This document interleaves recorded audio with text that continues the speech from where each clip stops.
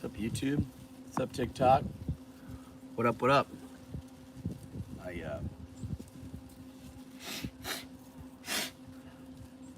Anybody else, when they shave their head, or when they don't shave their head, like right now my hair, it's like 3/16 of an inch. Look at my beard, look how much gray's in there. It looks like, I just hate the way it looks. I don't know, I like it big, I like it clean. The scruff looks fine, but when you do the hair, especially when you have bald spots, the more this grows out, looking like Jason Statham over here for a minute. Looks rough, but whatever. What's up, TikTok and YouTube? First time live on YouTube, so it's longer form. Try to read these. TikTok people. I'm actually falling more in love with TikTok. Hey, Zach, you want to go live? Let's go. I'm going to invite you in here. Let's see if I can figure this out. Invitation sent. Try to join, Zach. I think I sent it. For those of y'all that are both watching this, we are live on TikTok and on YouTube. Zach, can you hear me? I can't see you. If you are, I hear something. Yeah, I got you. I can hear you, but I can't see you. Is this how this works?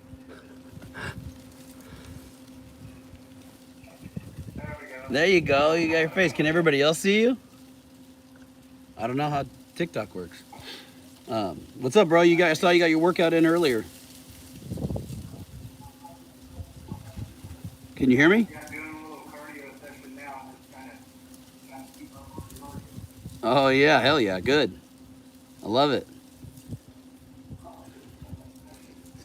If I can make you bigger, camera expand. There we go. You're bigger on my screen, so sweet. Are you at home? Are you at the fire station? Yeah, I'm working today. Nice, dude. Heck yeah. I'm stoked to have you at the event October 10th and 11th. Everybody else needs to make it. Yeah, for sure. It's going to be a good one. All kinds. For sure. You made it to the last one. Tell me a little bit more about what you liked about the last one and why you're coming back to this one. Yeah, the last one made me almost think that I do belong and be there too, but now I have to work for a while. Even now,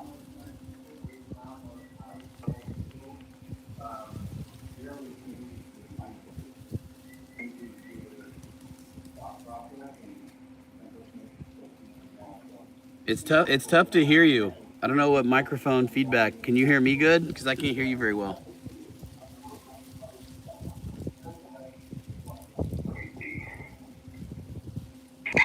Oh, there we go.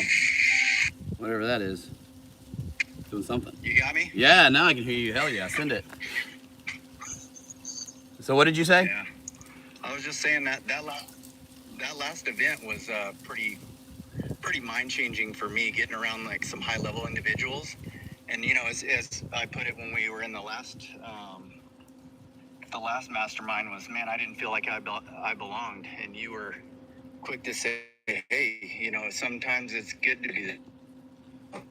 Absolutely. I think that is something that's the biggest thing that stuck with me the most is getting around high level, switch, go on, and thinking that you are enough, and because you are enough. Absolutely. You are enough to be in the room, and you're just learning from people, and that's what this life's all about. 100%. I mean, we all start somewhere, and that's what I told you at the last event. I'm like, that's what I told you. It's you want to be in rooms where you're intimidated or you feel like you are inadequate or don't know enough, because that's where you learn. That's where, and honestly, the people that gatekeep any kind of information haven't probably done it, right? And so when you ask questions for people that have done things and that have true experience, they're more than likely, at least 99.9% of the time, anybody that's ever helped me or any mentor that I've ever had, they've been very open with like, hey, do this, don't do this, because they know how hard entrepreneurship or any life journey to accelerate and to be a better person is. And so they're willing to give you as much as they can just to mitigate you making the same mistakes as them. And it's an honor when you ask questions to somebody that's actually done it, because they're like, oh, dude, I would love to tell you about X, Y, and Z. Yeah, 100%. Heck yeah, dude. So tell us a little bit more Yeah. about yourself. What are you doing? Heck You're a yeah. firefighter right now?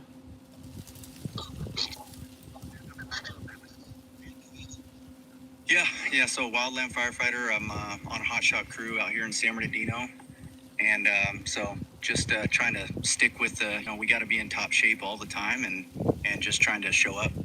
Be accountable for myself and my crew, and so I lead a crew of 10 to 15 people, and I just got to make sure that I'm doing as much work as they're doing because it's a serious job, and it could get you killed at some point if you're not on point. So. Absolutely, yeah. It's a super serious job. I see you out there in the bush all the time, man. You're doing all sorts of crazy stuff. Crazy fires here in Cali. Yeah, for sure. For sure. Yeah, and so for anybody that doesn't know, Zach's been in my Apex Elite community. Look at that behind me. There's like a hang glider. Zach's in my Apex Elite community and absolutely crushing it. So not only do we go over fitness optimization with Zach's already dialed in pretty much because he's a firefighter, he's a prior Marine, he takes his fitness very serious because his life relies on it. But we talk about business, we talk about wealth, we talk about growing and getting in the right communities. And that's an elite community of people that are doing the same thing. And that type of network and community is just massive. I mean, it's huge. It was huge for me when I started, and I still surround myself with those people today. So I thought, what better way than to build one that actually embraces more of people like you and I, prior military guys or fathers and law enforcement or even just entrepreneurs that want to get around, like-minded men. Yeah, absolutely, man. I think it's a great opportunity for anybody who is thinking about coming. I mean, come to San Diego. We got nice weather, but it's a good chance for you to get around some really high level individuals, and like I said, it changed my mindset completely. I mean, I'm thinking completely different, not only as a human, but as a dad, as a father, as a husband. It's just good all around. I'm thinking different business deals now. I'm thinking, what's the next deal that's out there that I can get? How can I grow my wealth? How can I be more free and have get. Yeah, 100%. And I mean, you're talking about a guy that makes really good money. You work your ass off for it, but you make really good money. You've done well for yourself. You've been smart and disciplined with your money. You paid down assets. You've had a house. You do all sorts of these things right. And you've gotten to a point, at least when you reached out originally and we first met, you were like, dude, I want more, but I also want my time back. How can I do this? And those are the best questions that you can ask, right? Yeah, absolutely. Yeah, I mean, and absolutely. Congrats on the car, by the way. I mean, I don't know if everybody knows that it's you, but you got the R8 recently. Yeah, I love that thing. I probably, you know what, it was about, we had this conversation about, I'm not buying things, you can think about things for price, but you also buy things for experience. And what that did, just in buying that thing, I've always wanted an Audi R8. And Austin, you were able to, through our talks and stuff this past 5 months is,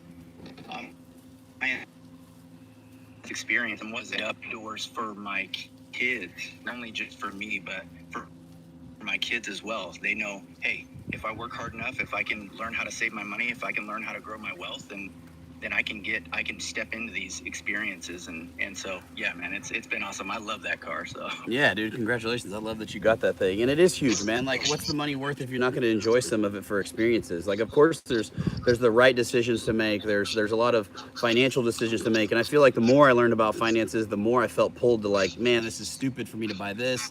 And now I should do this. But at the same time, there's like that dichotomy of like, well, what if I died in like a month, like what if I didn't make it? What would I do? Would I not take my family on vacation?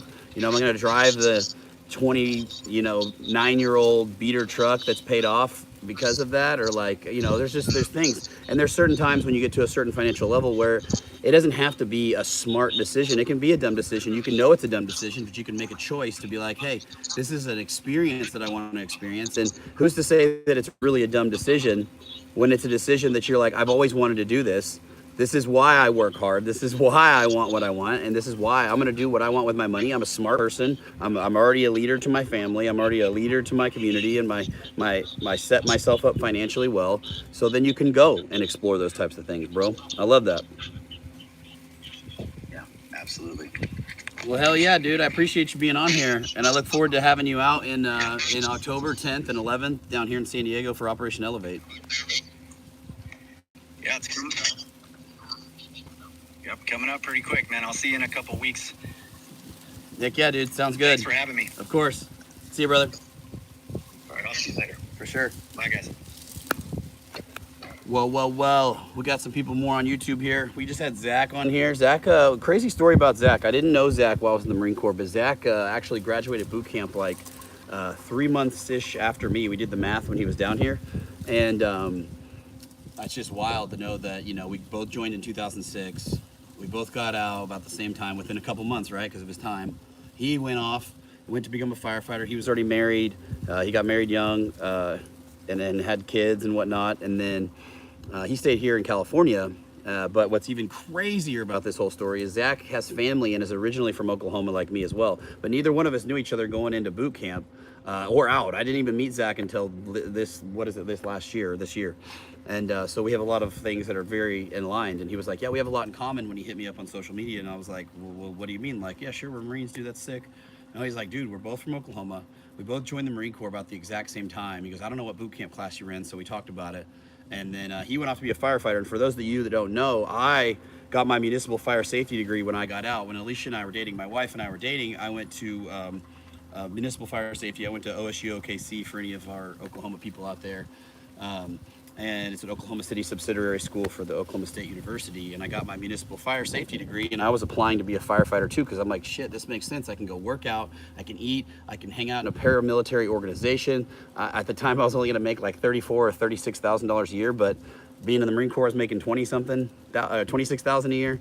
And I was working for my family construction company, and I was making more because I was working overtime and I was working per hour.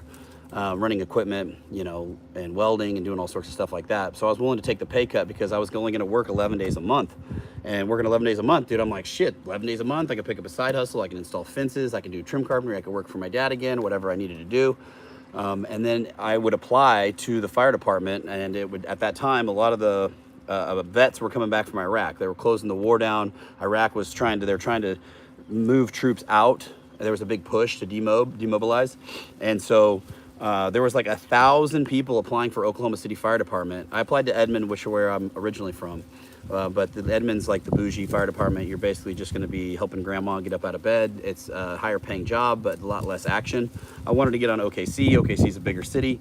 And OKC, you could get on. But there was 1,000 people applying, and they were taking like 4 firefighters, right? Because there were so many bodies, so many people coming out of the military that it was just saturated. And by all means, I'm a grunt Marine, and I don't test well, so I would get like an 89. I would work my ass off for it, right? I get an 89 in the test, or I'd get like a 95, I think was my best score, but that didn't even put me in the top category, because out of 1,000 people, you got to think how many people scored a 99 or 100 or whatever, and then they would take those people, and then they would run them through the physical fitness side of things.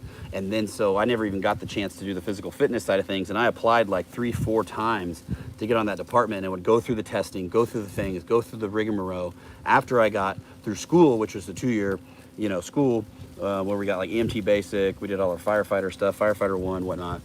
And I don't talk about this a lot, but because it's a very small glimpse in my life, in my opinion, but it's fortunate that it didn't work out for me, because it ended up, I was very disgruntled at that time, trying to do something. I was just trying to grab for something else. I didn't want to work for my family forever. Me coming back out of the military, I had my own opinions of how things should be ran, how business should be done. I had my own aspirations, I had my own ambitions, and my father running his own company. If any of you guys have ever worked for family, he's like, basically sit down, shut up, you don't know anything, and he's not wrong. So I just got paid per hour and did my thing. I ran into some guys at the gym that I kept talking to, entrepreneurs, 2 of my buddies that I'd known for a long time, and these guys, both were dropouts in high school. Neither one of them even had a GED. They went straight into business, and I learned a lot just by watching them and hearing their stories and seeing them drive up in cool trucks or cars and have this life. And they were in their, I want to say at the time, they were in their early to mid 30s, and I was in my early to mid 20s. And so they're about 10 years older than me still to this day, and I still talk to one of them a lot. One of my best, he was an amazing man, amazing person, amazing mentor. And they're like, dude, start your own business. Start your own business. Be an entrepreneur. And I'm like, shit, dude. And even having a father that's an entrepreneur, I still was very skeptic. Even having a father and a grandfather that were entrepreneurs, I was like, what about bankruptcy? What about this? What about that? What about this? And one of them was in real estate. One of them owns a landscape business. Shout out to those guys. And I didn't know anything about real estate.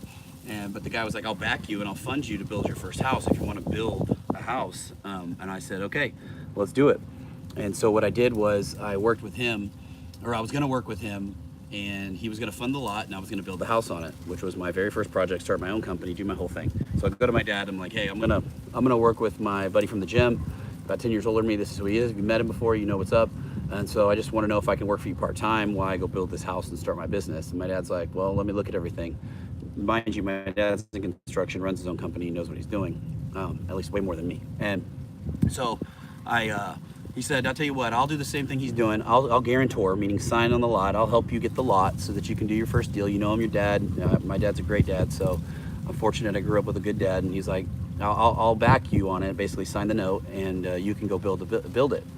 And so I did, and I ended up selling that house after about 9-10 months-ish and making 45 grand on that first house. But that leap was struggle. You know, I was learning a lot. I learned a ton, and I learned a lot from him. Then I also learned throughout that journey of working with him, because he was kind of my partner on the deal. And it's your dad. You're not going to walk away with any kind of, he's not going to not give you his opinion. And just on how he ran his businesses and how I wanted to, because I was watching those two mentors I had at the gym run their businesses differently. They had more freedom and had more life. And my dad's more old school, where it's like, if it's Sunday at 7 p.m. and your client has a problem, you fix it. You show up. You answer the phone at dinner. Very old school, and there's nothing wrong with that. That's how he's built his reputation.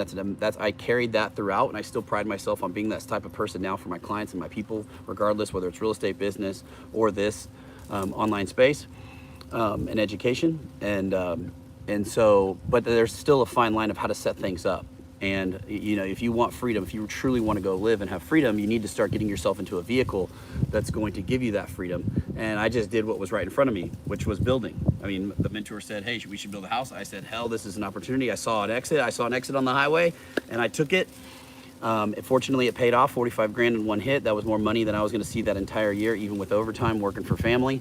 And so I was the first epiphany, money-wise, financially, that was the first epiphany of like, oh, this is how money can be made. This is how people can get rich. Like, I knew at that time I wasn't necessarily rich, but I was like, this is how I want more. So I did another one. On that one, I set longer. The house didn't sell. So for everybody that's all excited about going and building and stuff, know that there's a lot of things that come along with it. How you could not sell the house. That's why it's called speculative investing. And so I sold that one later, which means I paid more interest. I accrued more things that cost me more money on that property. And so I only made 25 grand, which 25 grand to learn that lesson was great. I didn't lose any money. I was like, sick, this is sick. And then on another one, I bought another lot. Somebody came to me and said, hey, right before I started construction, I already had the plans and everything. They said, hey, my dad's a builder and I want to build my own house. Would you sell the lot? And I said, yeah, but I have plans designed for this lot and I only will sell it with the plans. So I sold the lot with the plans and about $20,000 over what I paid for the lot. And so I made another 20 grand. And so I thought I was hot shit, you know, I'm off to the races. But for anybody that doesn't understand building or construction in this aspect, you got to understand that, you know, these are lump sums of money, right? These are lump sums of money. They're not like what you guys would get with a paycheck or somebody would get from their company if they have a service business. And so when you get those types of money, you know, if it's your expenses, if it's your livelihood, then you're eating into it until you get the next deal. So it's like, yeah, you made this money, but it's like, boom, boom, boom. You still got to pay for your food. You got to pay for your, you know, if I'm going to get married, if I'm going to buy a house, all these things. And then just buying the next lot. What's that look like? The bank wants you to put some money back now. Now you got your own big boy money. So now we want some of that so that if you go bankrupt, we want our collateral. And so I went off on a long tangent about firefighting and Zach, but that's essentially my beginning story. And then from there, just to fast forward, I went right into building, doing customs, high-end customs. I worked for a lot of cool clients. I worked for a lot of clients that didn't necessarily get along with at the end of the project. Not all of them. I would say I got along with 99% of them, but I just didn't want to work for somebody. So lesson to be taken from this whole spiel would be, make sure when you start your business, you know what the outcome's going to be. And I was just so young and I'm glad I did what I did. I mean, I would never take back what I did, but I'm going to give you guys the information is like, if you're going to go out and you're going to be an entrepreneur, make sure it is aligned with the life you want to live. Especially the older you get, you're not going to have the time to learn these things. And that's why it's so important to start sooner than later. You know, I have clients that are in their mid 20s, and I have clients that are in their mid 50s. And especially when they're in the Apex Elite community, where we're talking business, we're talking real estate, we're talking wealth, we're talking higher level things.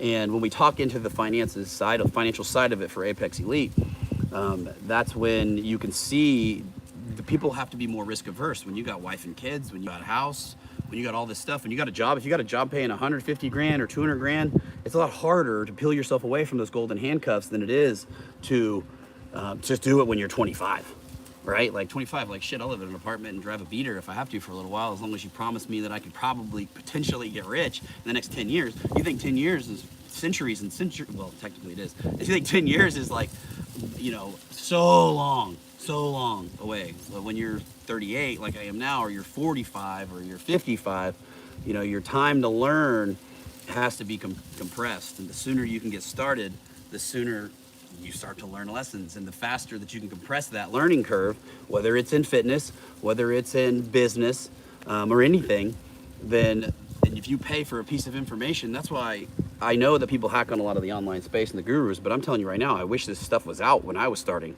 because it wasn't out. I had to learn from guys that just told me a bit of piece of information. My mentors didn't have a whole video series. I had to blow them up and hopefully get a text back and then try to understand what the hell they were talking about. And so, and if you didn't have somebody in your area that you were connected with, or you grew up in a poorer area, or you grew up with no connection whatsoever, then that's the ultimate separator for you being able to get information, to be able to implement the information, to be able to become successful. That's why when people shit on any of these gurus, there's plenty of bullshit out there. But the reality is there's also a lot of value from learning these things in split seconds like we do from social media. And the problem too with social media now is that there's so much information out there, it's paralyzing. It paralyzes most people. You sit here and you watch reel after reel. You'll say, Austin says, do X, Y, and Z. Billy says, don't do X, Y, and Z. And you're like, fuck, what do I do, right? So pick somebody that you trust, that actually has a life that you want to live, and then start to understand that, and then really attach yourself to that, and then do whatever it takes to listen to them, to be coachable, and to get it done, if that's your goal. And that's with getting in shape. If somebody's in shape or has the shape, or you know that they can get you into shape, or you don't like where you're at, boom, collapse time, get into it. You know, if you want to learn business, or you already have a business and you feel like you need to just be breaking the $1 million revenue mark, and you feel like you could optimize better, or you don't even have a bookkeeper, or you're wearing all these hats, well, I want to freaking learn from a guy that's done that, or I want to be in a room full of people that are collectively discussing their opinions on it. And that's why we have the elite community. So what up? I think I missed some questions over here on TikTok. Let me see. Good afternoon. What's the topic?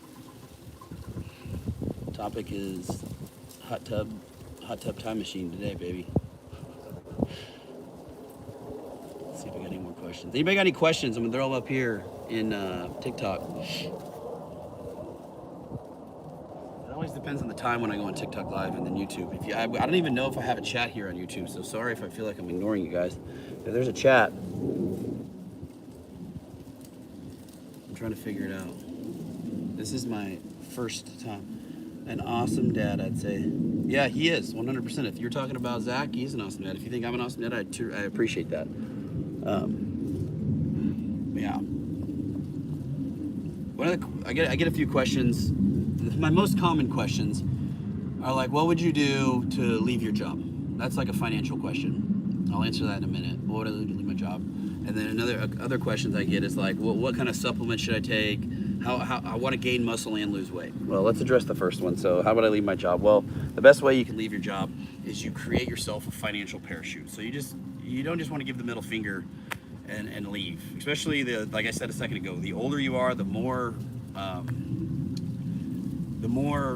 risk you have, right? If you got a family, you got a wife, you got these obligations to people, you have these responsibilities. That's the word I was looking for earlier. You have these responsibilities to those people in order to keep at least food in their mouths and a roof over their head, right? And so if you have those obligations, then you need to fulfill those obligations, but you need to, on the side, set up some financial space. We'll call it a parachute, is what I like to call it. So if you set up a financial parachute, then what you can do is you can do 3 months to 6 months worth of your expenses. You can downsize your expenses if you need to.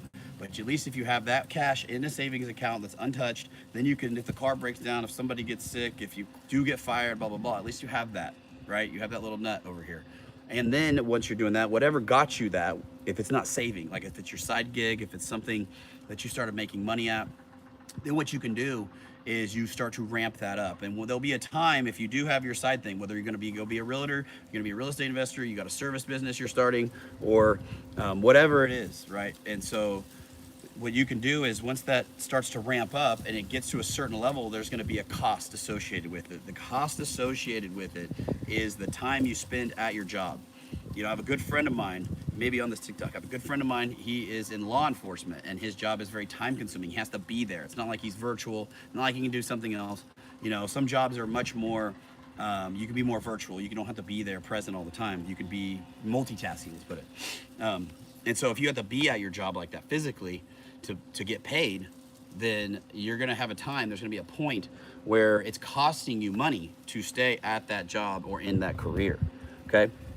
And let's take it even further, because I went down that road, which I'm very fortunate. I was very young, so I never really had a job, just worked for family. It was a job, but if anybody's ever worked for family, it's like a full-time job with some really good benefits. If you needed to get off or you got sick, your mom's still on your side.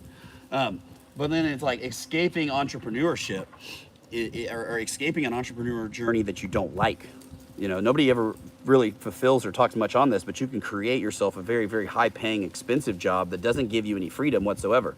And then I see people put their heads down in that entrepreneurial journey, and they end up never being able to get out of it. Think of the think of the neighborhood restaurants that you have that you know the owner and he works there. Think of the lube shop that you know the guy owns the shop and he's the head mechanic and he's always going through people. Think of all of these types of things. Think of the concrete guy or whatever it is. It could be anybody. There actually could be pretty large businesses and the guy owns it. If he were to die, it would go completely under. And so you create yourself a very high paying job. And if that's not the outcome you wanted to have when you got into entrepreneurship, then you need to figure out how to get out of that as well. And you need to figure out how to get people in place. So then you realize you don't know shit. And so you have to start investing in learning how to delegate. You have to start investing in learning how to hire, fire, get right people, you know, optimize, right? Create systems, standard operating procedures, and so on. So that's the second part. Now let's dive into the fitness aspect of it. The number two question I get a lot of times is like, well, what supplements should I take and how do I gain muscle and lose fat at the same time? First of all, you can't gain muscle and lose fat. Like, I don't know who's ever sold us this. I think that people think that you can't gain muscle and lose fat simultaneously, okay? So what you can do is you lose the fat so you can see the muscle. Like I did it wrong. I did it like most high school kids. I come out of high school, joined the Marine Corps, and all I thought about was eating because I was a smaller guy. So I wanted to gain as much as I could. So I was just I was perma-bulking for 15 years. You know what I mean? But I was able to keep and put on good muscle mass and keep it as you see today. This didn't just spawn over the last 3 months or 3 years like half of the influencers that you see. And I don't have a six-pack just because I'm 22. I actually didn't have a six-pack at 22 because I was eating everything I could see just to gain weight because I was a hard gainer. And so when you go and shred it up first, and I wish I would have done it earlier because I look a hell of a lot better when I'm lean. Even if I would have been a lean younger kid at 150 or 160, I still would have looked better aesthetically, but I always wanted to just be big, right? Just want to be big. Maybe that's because I was a wrestler forever. And then I did cross country and track, and I graduated high school like 145 pounds, 140 pounds, you know? I didn't get like a growth spurt until I was in my like mid 20s and even up into my late 20s.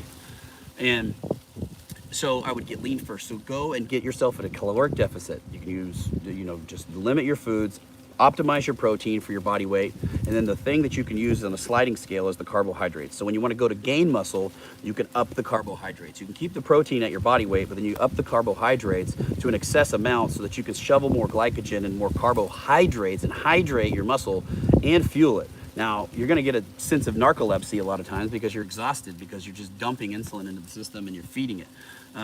But that's how you gain it. Like if you ever see Lee Priest and a lot of these bodybuilders, like take a page out of their book, bodybuilders cycle up and down, up and down, up and down, as far as probably highly on drugs. We all know that's true too. But they also do an extensive amount of research on their nutrition because with all the drugs and no nutrition, they would look like crap. And so you look at the dirty bulk side, you know, Lee Priest, they just smash as much food as possible, right? When you're lifting heavy, change your workouts and things like that. So losing weight, focus on losing weight. Get a six-pack, get shredded, do your thing. Once you do that, boom. You want to gain muscle? then go into a muscle phase. But I'm telling you, you will look better in that bulk. If you do a cleaner bulk, if you do a cleaner, heavier carb, clean carb bulk, when you go up in those calories, just based on the carbohydrates, you will look better because you're already lean. If you're fat, which most people reach out to me and they're like, I want to gain muscle, but they're just like bloated. Like, you guys don't understand. Most men walk around with a freaking XL shirt because they're just fat and they feel strong. Like, they would really never normally fill out the sleeves. Like, if you were to look at their dad or their grandpa, they weren't probably big guys. They probably had like regular 1970s, 1960s style arms. But these guys have been all bloated up, probably done gear, whatever, and they're just like a toad. And they have no freaking, you can't tell the difference between their shoulder and their bicep. And so they think they're big and tough. But the reality is they could probably lose 20, 30 freaking pounds and then just look jacked as hell. They look like Rambo, you know. They would look more like what they wanted to look like if they lost the weight. And I only know this because that's what I did, and that's what I wished I would have done sooner. See some more questions over here on the TikToks. Oxy Shred and creatine has been doing well for me. Ingredient supplements. I don't know anything about Oxy Shred. I'm skeptic to all like over-the-counter weight loss stuff. But creatine's great. Creatine's a great supplement. It's a great tool.